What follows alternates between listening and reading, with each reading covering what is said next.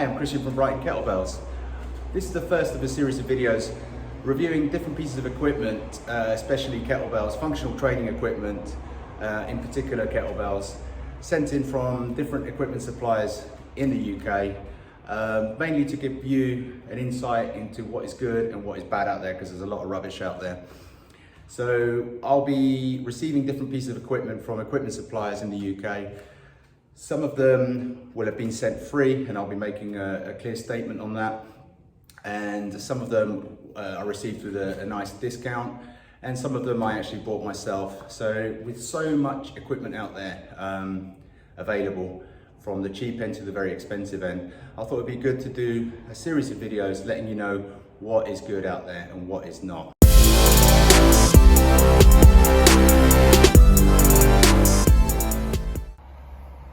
So this is the first kettlebell I'll be reviewing from a company called TruLines. This was actually sent to me for free in return for an unbiased review. So I will be telling the truth about how I feel about this kettlebell. The twist in this kettlebell that it's an adjustable kettlebell. So I've always been a bit apprehensive about these, but it'd be great to have a look. So I've literally just opened it. Here we go. So we've got a adjustable kettlebell fitness journal first of all. Perfect combination of cardio and strength. Okay, so this is what it looks like out of the box. The TruLines Adjustable Kettlebell. Looks pretty cool. Nice big handle, wide, which is what I look for. A little bit apprehensive about the shortness of that. As you know, we like a nice long handle usually.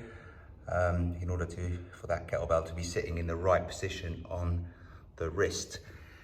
So there are no instructions on how to change the weight on this. It goes up to 18 kilos. So this could be a nice alternative to somebody who doesn't want to buy a full set of kettlebells and has a whole range of weights in one unit. So the way it locks and unlocks is in the lock position now.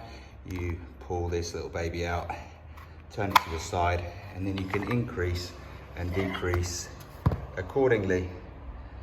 So a 2.1's just popped out, followed by a 2.5, followed by a 2.7 kilo, and finally, is that finally? No, it's another 2.7, so they keep coming out. And a 2.5. Okay, just to keep the shape of the bell. Any more? Okay, cool, 2.1. So that's your range there. So without a weight in it, this is completely weightless, absolutely weightless. So what we would do is just replace one weight at 2.1, if that's what you want. And you could, in theory, just use it with a couple of bells, a couple of weights in there. So we've got in there a 2.1, a 2.5, and then we'll pop in a 2.7. Okay, so that's how we change the weight on this.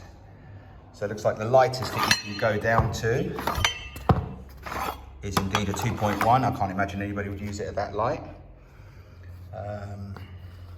2.5 going on top. 2.7.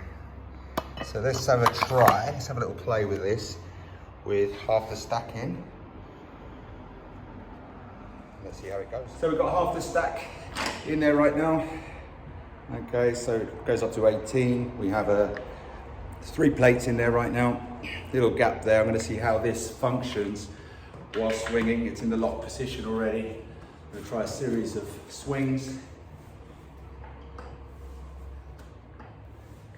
What I thought might happen was a lot of jingle with the weights flapping around, but that does not seem to be happening. That fares well. It's quite wide at the handle to the swing. You have to have the legs a little bit wider than usual, but not too shady. Pretty good in that respect. With the clean. Now this is the big thing. This is the big factor. When I'm holding it in the clean position, as you can see, this bell is sitting rather high putting a lot of pressure in there.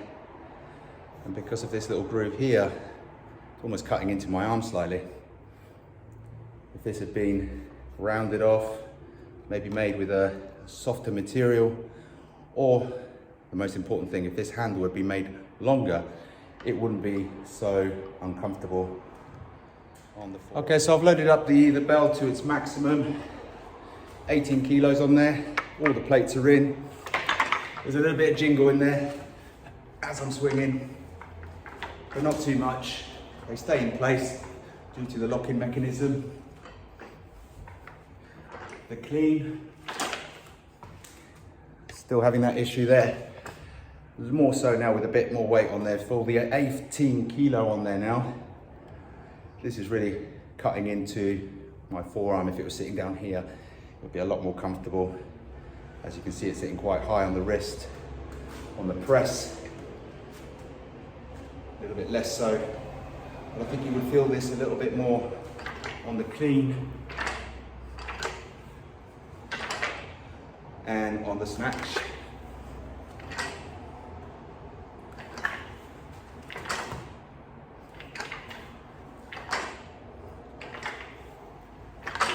It doesn't feel great on the back of the arm. Obviously, when doing things like squats, rows, swings, things like that, where the weight isn't sitting here, this isn't going to be such an issue. But really, this is something that TruLines need to be looking at when they release the next version of this adjustable kettlebell. It's a great idea, because in essence, you've got from 2.1 kilos in 2 kilo increments up to 18 kilos. So it's great if you have got little space and a smaller budget, so you don't want to buy a full set of kettlebells. You've got all in one. The only issue for me is this short handle here. It is nice and wide, however this is not long enough. It has got a rubberized bottom, which is great for settling it down indoors, preventing damage. There's a bit of jingle, but not too bad. And actually, the locking mechanism itself is pretty clever in that you only have to turn this, bring this out, turn it, shows you it's unlocked. And then before you go and use it, make sure that all the bells, all the plates are in, and we lock it up again. So that's a pretty cool idea.